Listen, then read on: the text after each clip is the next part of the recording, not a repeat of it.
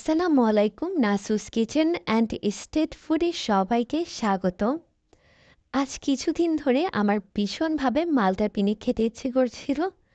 তো এর আগে আমি অনেকবার বানিয়ে খেয়েছি। তো ভাবলাম আজ তাহলে আপনাদের সাথেও শেয়ার করা যাক। আর এই পিনিকটা বানানোটা খুব সহজ, কিন্তু খেতে কিন্তু অসম্ভব পরিমাণে মজা। তো এই পিনিক বানানোর জন্য আমি আজ ২টা মালটা নিয়েছি। ফার্স্টে আমি মালটাগুলোকে ভালোভাবে ধুয়ে তারপর আমি এগুলাকে কেটে নিচ্ছি।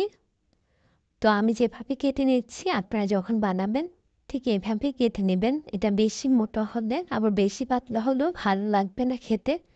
সেম আমার মতো করেই কেটে নেবেন। তো এগুলা কাটা শেষ। আমি এবার একটা বাটিতে নিয়ে নিচ্ছি। আর সবসময় কিন্তু টক মালটা দিয়ে মালটার পিনিক বানাবেন। আমি কিন্তু টক মালটাই নিয়েছি। এই মালটাগুলো কিন্তু খুবই টক ছিল। এবার আমি একটা প্লেটের মধ্যে বিট লবণ দিয়ে দিচ্ছি স্বাদ মতো। ঝাল যে যেমন খাবেন ওরকম দেবেন। আমি এখানে শুকনো মরিচের গুঁড়া দিয়ে দিলাম। তো এখানে দিয়ে দিলাম আধা চামচেরও কম পরিমাণ চাট মশলা। আর লেবু পাতা যতটা সম্ভব আমি হাত দিয়ে কুচি করে দিয়ে দিলাম। আমি একটা আস্ত লেবু নিলাম, তার থেকে আমি কেটে এক চিলতে আমি দিয়ে দিচ্ছি। আর এটা দেওয়ার কারণে ফ্লেভারটা অনেক সুন্দর আসবে। এই পর্যায়ে আমি একটা কাঁচামরিচ হাত দিয়ে ভেঙে দিয়েছি। ঝাল যে যেমন খাবেন ওই পরিমাণে মরিচ দিয়ে নেবেন, মরিচের গুঁড়া বা কাঁচামরিচ। এবার আমি মালটাগুলোকে হাত দিয়ে মিক্সড করে নিব।